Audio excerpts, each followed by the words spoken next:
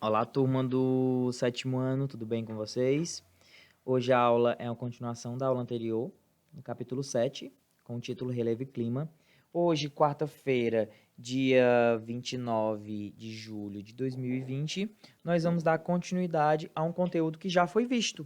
Então, se é um conteúdo de continuidade, eu peço que vocês eu espero que vocês já tenham visto o vídeo anterior, já tenham feito inclusive a atividade que eu passei, já tenham entendido todo o conteúdo. Partindo desse ponto que vocês viram, entenderam e já está tudo ok até aqui, que nós começamos a aula de hoje, certo? Então, se vocês não lembrarem, não estiverem atentos ou não viram este conteúdo, parem esse vídeo, voltem ao vídeo anterior, tá no canal também do YouTube, vejam e depois voltem para esse, certo? E façam a atividade, por favor. Porque vocês sabem muito bem que ela conta, certo? Então, pessoal, partindo do princípio que vocês já viram este conteúdo, né? Esta aula anterior, nós vamos dar início à aula de hoje, certo? É uma aula que é referente ao capítulo 7 do livro de vocês, começando na página 146, mas hoje nós não vamos começar nessa página, até porque nós vamos dar continuidade, já que o título da aula de hoje é referente a uma parte 2, certo? E daqui a pouco nós vamos ver que parte 2 é essa. Mas, pessoal, para a gente encaixar os pontos e tentar ligar esses pontos, para não ficar uma coisa desconexa, eu vou mostrar o que foi que nós vimos na aula anterior para dar continuidade na aula de hoje. Mas eu vou mostrar o que nós vimos na aula anterior de uma forma bem superficial. Então, não vou me adentrar, não vou falar os detalhes, vou apenas passar e mostrar o que foi que nós vimos de uma maneira superficial mesmo, para que nós continuamos e prosseguimos no conteúdo, certo? Então, o que foi que nós vimos, né? Nós começamos uma nova unidade, que é a unidade 3, presente no livro didático de vocês, chamada Paisagens Naturais e Ação Humana. Dentro desta unidade, nós começamos um capítulo novo, que é o capítulo 7, denominado Relevo e Clima. Este capítulo ele vai dividir duas coisas muito importantes para a geografia, que são coisas assim basilares que vocês precisam saber ao se formar, né? Que são coisas, que coisas são essas? O relevo e o clima. O que são relevos, que tipo de relevos são, como é que a gente pode denominar os tipos de relevo, como eles se apresentam na Terra, e o clima, como é que acontecem os fenômenos climáticos, como é que ocorre, por exemplo, os processos da chuva, certo? Dos ventos, e assim por diante. Então, este capítulo ele tá presente nesta unidade justamente para falar essas questões. Beleza, pessoal? Nós começamos a ver sobre relevo. A aula de hoje nós vamos ver novamente sobre relevo, só que outras características do relevo. E na próxima aula nós vamos ver especificamente sobre o clima, beleza? O que foi que nós vimos sobre o relevo, né? Nós vimos que a gente não pode separar essas duas coisas. Por isso que este capítulo ele é presente tanto o relevo e o clima de uma forma única, dentro de um capítulo específico. Apesar de o relevo ter uma certa significância, um certo conceito, ou seja, uma certa especificidade, e o clima também, mas eles precisam ser vistos juntos, até porque eles estão relacionados. O clima influencia o relevo, assim como o relevo influencia o clima. Como é que nós podemos ver isso na prática? Isso eu apresentei na aula passada, por isso que eu vou falar aqui de uma maneira bem superficial, mas vamos imaginar que essa figura, certo? Aqui nós temos um relevo e nós temos o clima através das massas de ar, que estão sendo representadas aqui, tanto pelo frio quanto pela formação de chuvas. E as massas de ar, né? O fluxo das massas de ar, ou seja, do vento. Beleza?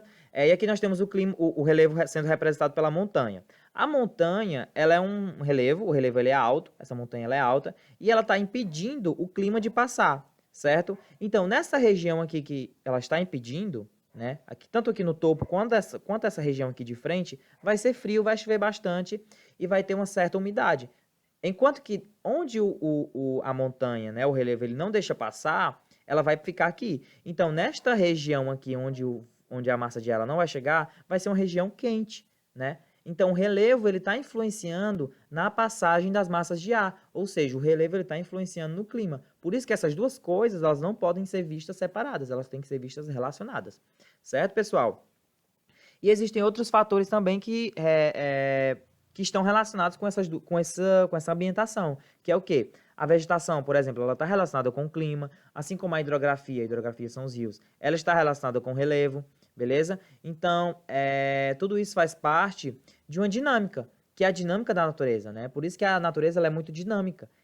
Quando eu falo em dinâmica, eu falo em movimentação, certo? E essa movimentação, ela acontece de forma singular. Cada processo desse tem uma especificidade, tem um momento certo de acontecer, mas que, apesar de ser singular, ou seja, apesar de acontecer de forma processual e de forma única, eles estão relacionados. Então, cada um tem a sua importância, mas as importâncias elas estão relacionadas com as outras importâncias. E isso faz parte da natureza, isso faz parte da dinâmica da natureza.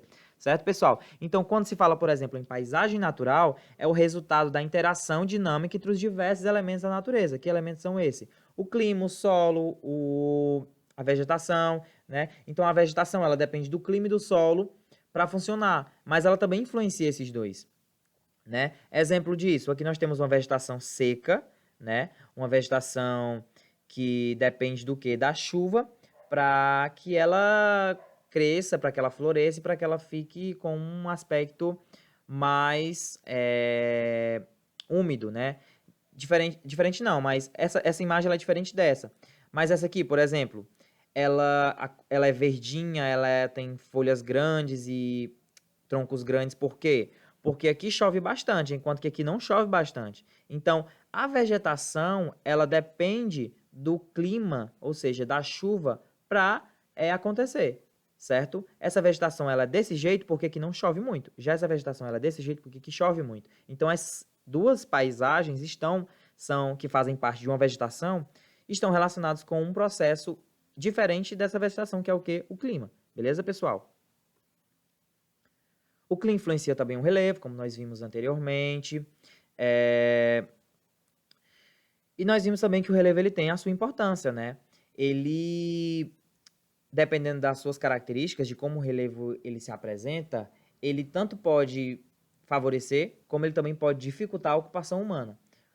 Exemplo disso são as áreas montanhosas com áreas planas. Áreas montanhosas são áreas grandes, né, com relevos de grandes altitudes, e áreas planas são áreas com relevos de baixas altitudes, que são as planícies.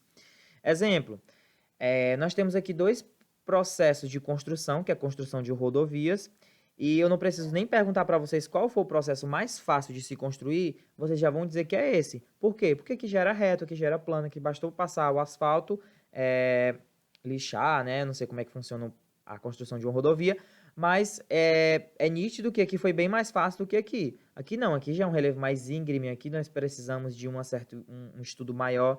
Por quê? Porque são áreas montanhosas. Então, áreas montanhosas dificultam o relevo, dificultam, na verdade, a ocupação humana, enquanto que áreas planas, áreas mais rebaixadas, facilitam a ocupação humana, certo? E o relevo também está presente no nosso cotidiano, ele está presente no nosso dia a dia. Exemplo disso são as favelas do Rio de Janeiro. Né?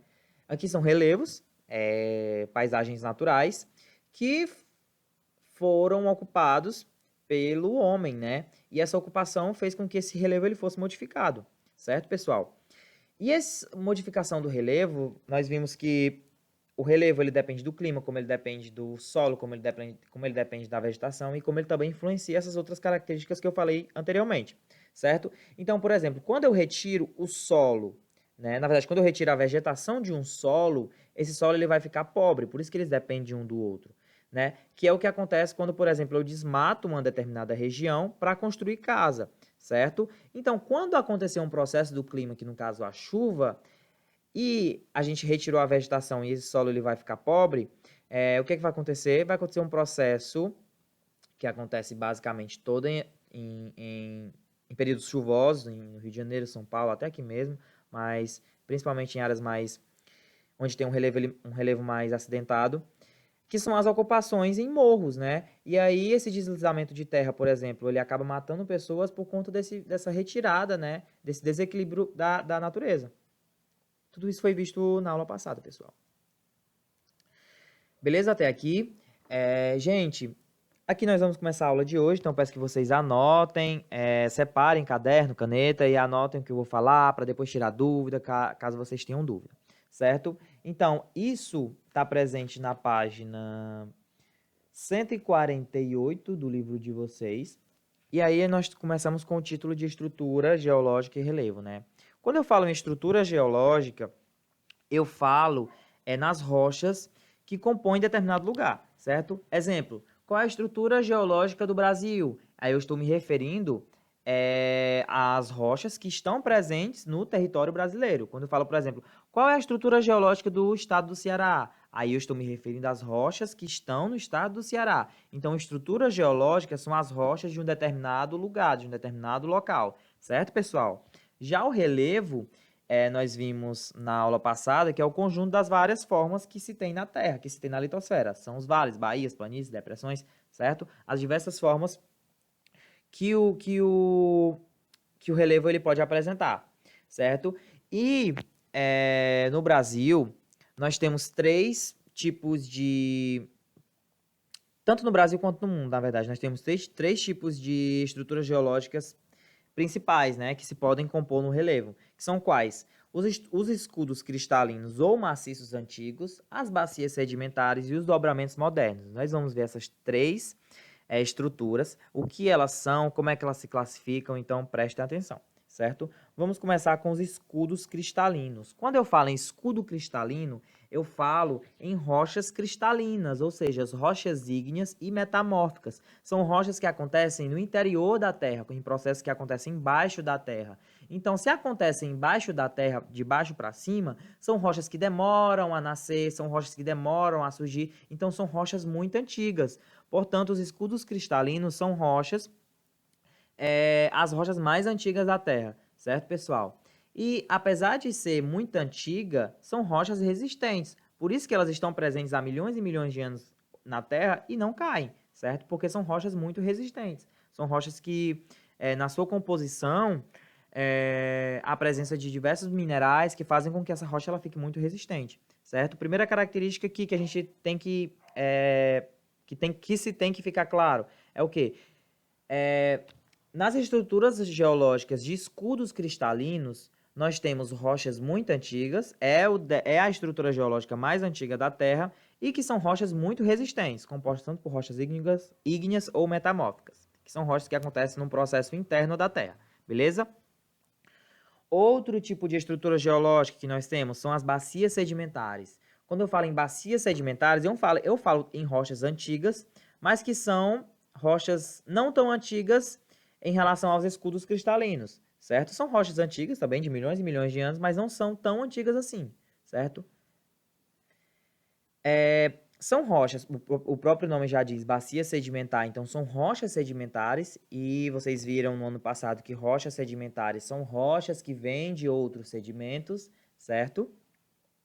Exemplos que nós podemos colocar aqui em estruturas geológicas que têm como bacias sedimentares. Nós temos os planaltos sedimentares, nós temos as planícies, nós temos as depressões.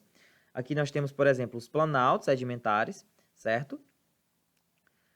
Nós temos as planícies, que são áreas rebaixadas, compostas através de sedimentos. Nós temos as depressões, né? Que estão presentes na Terra, certo? Nós temos também os dobramentos modernos, né? Os dobramentos modernos, o próprio nome também já diz, dobramentos modernos, ou seja, são as áreas mais recentes que se pode ter em uma estrutura geológica, né? Além de ser uma área mais nova, né, mais moderna, são áreas que estão relacionadas também a um processo no interior da Terra, né? Por conta de um fenômeno muito específico que são as placas tectônicas. Exemplo, as placas tectônicas, elas podem tanto se encontrar como elas podem se separar. As placas tectônicas, ao se encontrarem, elas vão, além de gerar acúmulo de pressão, e isso pode acontecer um terremoto, ela vai fazer com que, ao se chocar, ao ter esse encontro, ao se convergir, essas placas tectônicas, uma vai abaixar enquanto que a outra vai subir na Terra, certo? E ao subir na Terra, ela vai formar diversas cadeias de montanhas que são chamadas de dobramentos modernos, que é o que vocês podem ver aqui, ó, né? Aqui nós temos, por exemplo, a placa de Nazca com a placa sul-americana se chocando, se convergindo, né?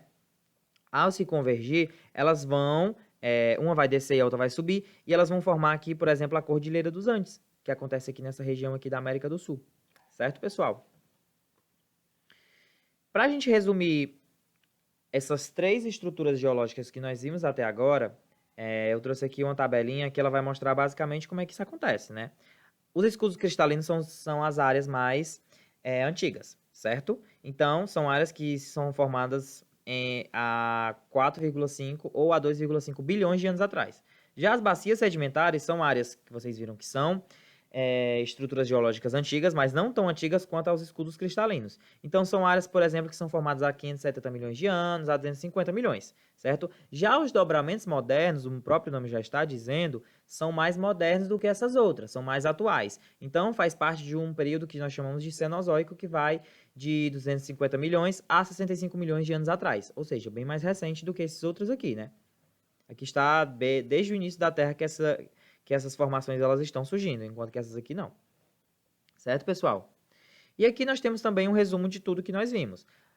Nós temos, por exemplo, a cordilheira, que são dobramentos mais modernos. Nós temos a serra, que faz parte, por exemplo, pode fazer parte tanto do escudo cristalino como das bacias sedimentares. E aí nós temos esse planalto, que também pode ser tanto ser um escudo cristalino quanto pode ser uma bacia sedimentar, fazer parte dessas bacias sedimentares. A depressão e o vale, a planície, está basicamente nessa característica aqui. Então, tudo isso aqui ele vai resumir como é que está o relevo ali na Terra, certo, pessoal? E quais são as principais unidades de relevo que se tem no Brasil? Nós temos diversas unidades de relevo, mas as principais são essas que eu vou mostrar para vocês. Nós temos os planaltos. Os planaltos são terrenos altos, eles podem tanto variar de planos a ondulados, como vocês podem ver aqui. Aqui nós temos os planaltos planos, aqui, né, ó. Aqui é a Chapada da Diamantina, em Minas Gerais. E aqui ele é um relevo relativamente alto, mas ele é plano em cima, né? Aqui é um certo tipo de relevo que a gente chama de chapada, certo, pessoal? E aqui nós temos, por exemplo, uma serra, e essa serra ela é ondulada, como vocês podem ver aqui, diferente dessa aqui que não é ondulada, ela é plana. Então, o planalto ele pode ter terrenos tanto planos quanto ondulados, certo, pessoal? E nesses dois tipos de terreno, eles acontecem um processo que a gente chama de erosão, ou seja, o desgaste da rocha ela está acontecendo o tempo todo, beleza? Nós temos as planícies. As planícies são áreas geralmente não, sempre baixas e planas, então são sempre áreas rebaixadas e que acontece um processo o contrário daqui. Aqui está acontecendo a erosão, ou seja, esse processo de erosão, ele está fazendo o desgaste da rocha, essa rocha ela está indo para outro local, né? Enquanto que aqui não, aqui está acontecendo um acúmulo, né? A rocha ela cai daqui e vai para cá. Então, essa região todinha aqui é uma região de acúmulo de sedimentos, seja de areia, seja de diversos sedimentos que a Terra ela pode apresentar. Mas o que vocês precisam saber é que as planícies são áreas planas e rebaixadas, certo? Nós temos também as depressões, que também são áreas rebaixadas e planas, mas que são áreas muito, muito rebaixadas, bem mais do que as planícies. E nós podemos ter, pessoal, dois tipos de depressões. Nós temos a depressão relativa e a depressão absoluta. A depressão relativa é aquela depressão que ela acontece acima do nível do mar, certo? Já a depressão absoluta, ela é muito profunda, então ela vai acontecer abaixo do nível do mar, beleza? Depressão relativa acima do nível do mar, depressão absoluta assim abaixo do nível do mar. E as depressões, elas estão a mais baixo do que a planície, como vocês podem ver aqui, certo? Outro certo tipo de unidade de relevo do Brasil são as montanhas. São os maiores tipos de relevos que podem existir, certo? Ou seja, existem grandes altitudes nesse relevo. Quando se fala em montanhas, elas nunca estão, por exemplo, até estão, mas assim, na grande maioria das vezes, quando se tem uma montanha, você tem várias montanhas. E uma cadeia de montanha, ou seja, várias montanhas, nós chamamos de cordilheira. E aí nós temos diversos tipos de cordilheiras que são montanhas assim, extremamente altas, que são a Cordilheira do Himalaia, na Ásia, Cordilheira dos Andes, na América do Sul, que eu falei anteriormente, e os Alpes europeus. Parece o mesmo local, né? Esses três, mas não, são locais diferentes. É porque aqui é tão alto que chega a ser frio, né? E aqui é coberto de neve e parece ser o mesmo local, mas não. E por ser um relevo que tem uma especificidade, então ele vai aparecer independente de onde ele estiver, mas que são locais diferentes, certo? E aqui nós temos um mapinha na página 150 do livro de vocês, e esse mapa ele vai mostrar quais são dessas 4 unidades que nós vimos anteriormente, quais são, né, e onde elas estão localizadas, certo? As montanhas, por exemplo, elas estão localizadas mais aqui ao sudeste do Brasil, enquanto que as depressões elas fazem parte do Brasil como um todo, né? O Ceará, por exemplo, ó, ele é relativamente todo rebaixado, todo através de uma depressão, que é chamada de depressão sertaneja. Nós temos as planícies, que são essas áreas aqui mais amarelas, e essas partes aqui mais laranja são os planaltos, ou seja, as partes altas, né? Essas partes verdes, parte baixa, parte amarela, parte alta, e essas marrom aqui são partes altas, mas bem mais altas do que essa laranja, certo, pessoal? Esse é o relevo do Brasil, é desse jeito que ele apresenta. Características do relevo do Brasil. É um relevo, pessoal, que apesar de ter essa modificação bem grande aqui de cor, é um relevo que a gente pode considerar como plano. O Brasil ele não tem grandes montanhas de grandes altitudes. Geralmente as montanhas, os planaltos brasileiros são planaltos relativamente médios, relativamente baixos, né? Enquanto que, por exemplo, os planaltos do Chile, os planaltos da Europa, os planaltos dos Estados Unidos são planaltos extremamente altos, enquanto que aqui não, os planaltos eles são mais medianos. Então o nosso relevo ele é um relevo mediano, ele não é um relevo tão assim que tem umas grandes altitudes, certo? E além desses 4 tipos, né, que são os 4 principais, nós temos outros unidades de relevos que nós podemos classificar, só que são unidades mais assim, não tão conhecidas. E a título de curiosidade, quem quiser saber sobre essas, na verdade, vocês podem consultar na página 151, que são as chapadas, os tabuleiros, os morros, os terraços, as falésias, as serras, as escarpas, certo? Pessoal, a aula de hoje é essa. Se vocês tiverem dúvida, me procurem, mas eu peço que vocês façam a atividade da página 152, são 2 questões, na segunda A, B e C. Qualquer dúvida é só me procurar, beleza? A aula de hoje é isso e vocês sabem onde me encontrar.